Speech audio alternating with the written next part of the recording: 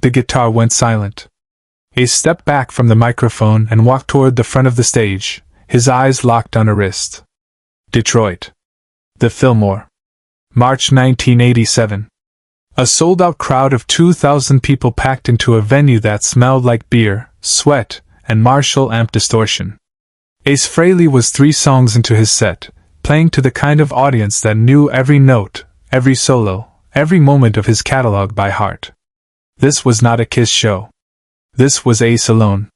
No makeup. No platform boots. Just a man and his guitar and the reputation that preceded him. Spaceman, showman, the guy with the celestial solos and the rockets shooting from his Les Paul. But on this night, Ace was playing stripped down. Simple rig. Clean tone for the verses, distortion for the solos. No theatrics. Just music. He was midway through. New York groove. His fingers moving across the fretboard with that effortless precision that made it look easy. The crowd was singing along, hands in the air, bodies moving. Energy was high. Everything was exactly as it should be. And then Ace stopped playing. Not a mistake. Not a technical failure. He simply stopped. His hands lifted from the strings. The guitar fell silent. The bass player kept going for 2 more bars before he realized something was wrong and stopped. The drummer followed. Within 5 seconds, the entire band had gone quiet. 2,000 people stood in confused silence. Ace didn't say anything. He never did. He just stood there at center stage, his Les Paul hanging from his shoulder, his eyes fixed on something in the front row. His expression hadn't changed, that same calm, almost detached look he always wore, but his body had gone completely still. The stage lights created a harsh glare, making it difficult to see individual faces in the crowd. But Ace wasn't looking at a face. He was looking at a wrist. Ace didn't defend himself. He never did. To understand what happened next, you need to understand what happened 3 hours earlier. Ace had arrived at the venue around 6 p.m. No entourage. No tour bus full of people. Just Ace and his road manager, Tommy, in a rented van with the gear loaded in the back.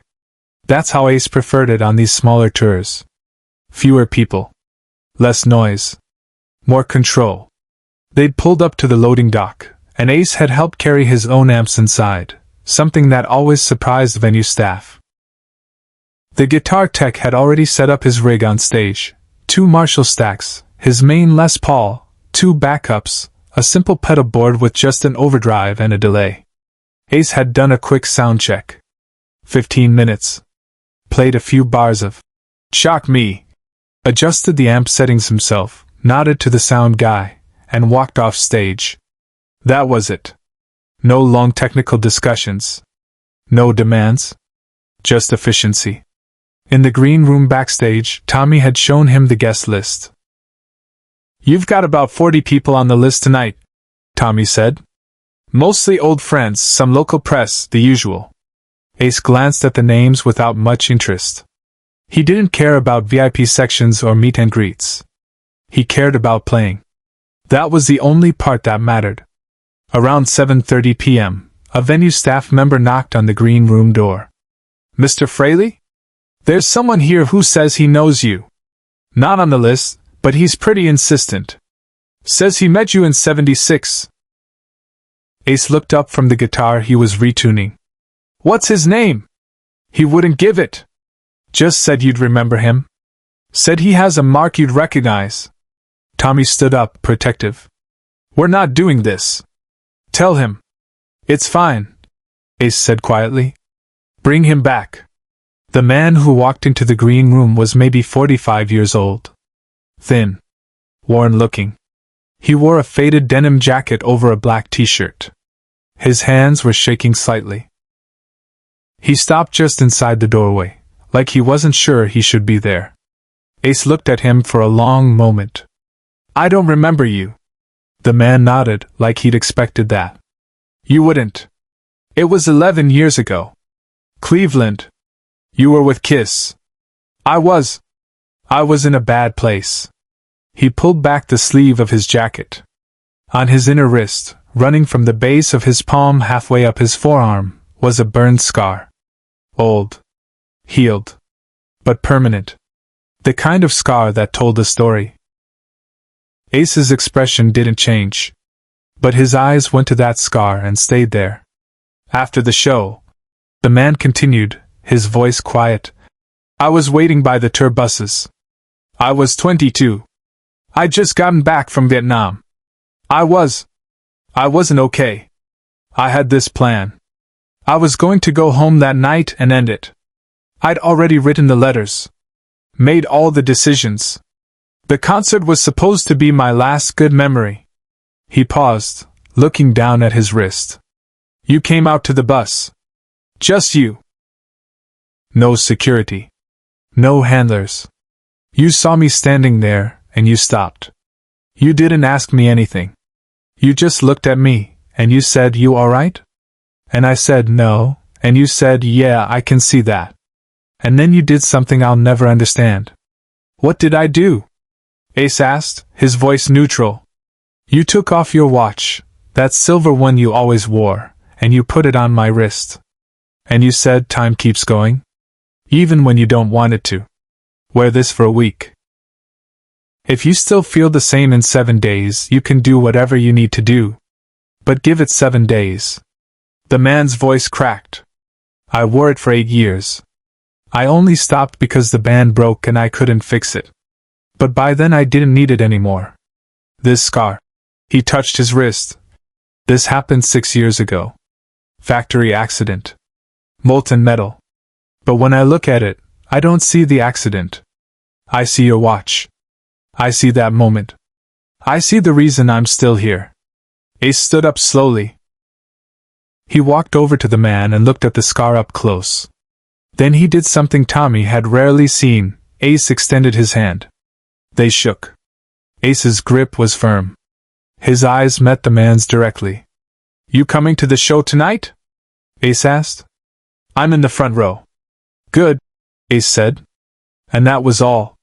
Subscribe and leave a comment, because some moments only make sense when we remember them together. Now, standing on stage with 2,000 people waiting in silence, Ace understood what he was looking at. The man was in the front row, right side, near the barrier. His arm was raised, not in a fist, not in a salute, just raised enough that the stage lights caught his inner wrist. The scar was visible even from 15 feet away. A mark that said, I'm still here. Ace stepped to the edge of the stage. He looked down at the man. The man looked back up at him. No words were exchanged. None were needed. Ace reached down to his own wrist and tapped it twice. A gesture so small that most of the audience didn't even notice. But the man noticed. His face crumpled. He nodded, tears streaming down his face. Ace stepped back to the microphone. He adjusted his guitar strap. He looked at his band, who were standing frozen, waiting for some kind of explanation. From the top, Ace said quietly into the mic. New York Groove. One more time. The band started playing. Ace came in exactly on time, his fingers finding the notes, like they'd never stopped. But this time, he played it differently. Slower. More deliberate. Every note clear and intentional. Not a performance. A statement. The crowd didn't understand what had just happened, but they felt it. Something had shifted. The energy in the room had changed from entertainment to something heavier. Something that mattered. Ace played the solo with his eyes closed. When he opened them, he looked directly at the man in the front row. And he played 3 notes, just 3, that weren't part of the song. A small variation. A musical signature that only the two of them understood. Time keeps going. Away from the spotlight, Ace made a choice no one expected. After the show, Ace didn't go to the after party. He didn't do interviews. He went back to the green room and sat with his guitar, alone, for 20 minutes. Tommy knocked before entering. You okay? Yeah. The guy from earlier. He's still here. Wants to say thank you? Tell him he doesn't need to. Tommy hesitated. He brought something for you. Ace looked up. What? The watch. Your watch. He kept it. It's broken, but he kept it. Ace stood up. Bring him in.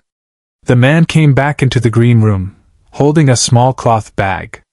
He pulled out the watch, Ace's old silver Seiko from 1976. The crystal was cracked. The band was broken. But it was still there. I couldn't throw it away, the man said. It saved my life. I know it's just a watch. I know it's broken. But I thought you should have it back. Ace took the watch and turned it over in his hands. He remembered wearing it. Remembered taking it off that night in Cleveland. Remembered not thinking twice about giving it to a stranger. Keep it, Ace said, handing it back. But it's yours. It did its job, Ace said quietly. It's yours now. The man clutched the watch to his chest. I don't know how to thank you. You already did, Ace said. You showed up. That's enough. What followed silenced everyone in the room. 3 months later, Ace was in a pawn shop in Los Angeles. He was looking for vintage gear, old amps, weird pedals, anything interesting. Behind the counter, in a glass case, he saw a watch. Silver Seiko. 1970s model. Cracked crystal. Broken band. It wasn't the same watch. Couldn't be. But it looked identical. How much for that watch? Ace asked the clerk. $30. Doesn't work. Ace bought it. He didn't fix it. He put it in his guitar case and kept it there. Not as a memory. As a reminder. Sometimes the most important thing you can do is stop playing. Years later, when journalists would ask Ace about his legacy, about the solos and the rockets and the spaceman persona, he'd give short answers. Polite but distant. But if someone asked him about the people, the fans, the ones who came to shows and stood in front rows and wore their stories on their skin, he'd pause. They're the reason you keep playing, he'd say. Not for the applause. For the ones who need the music to keep going. In 2003, Ace played a private charity show for Veteran Support Services. Small venue. Maybe 300 people. Halfway through the set, he stopped mid-song, walked to the edge of the stage, and looked at a man in the front row. The man had a scar on his wrist. Not the same man. Different scar. Different story. But the same look in his eyes. Ace tapped his wrist twice. The man nodded. Ace went back to the microphone and played. Share and subscribe. Some stories deserve to be remembered. The broken watch still sits in Ace's guitar case. He's never tried to fix it. Time stopped for that watch in 1976, but the man who wore it kept going. And that's the only thing that matters. Ace Frehley doesn't talk about these moments. He doesn't turn them into press releases or social media posts. He just plays. And sometimes, when he sees someone in the crowd who needs to be seen, he stops. Not to explain.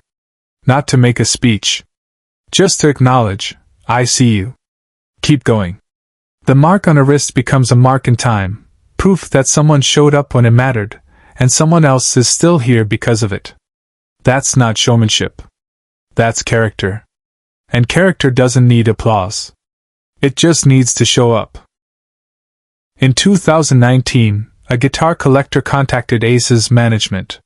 He'd acquired a Les Paul from an estate sale, a 1976 model that had supposedly belonged to Ace during the Kiss years. Inside the guitar case was a small envelope. Inside the envelope was a note, handwritten on hotel stationery from Cleveland, dated November 1976. The note read, "Time keeps going. Even when you don't want it to. Give it 7 days." Below the note was a signature. AF.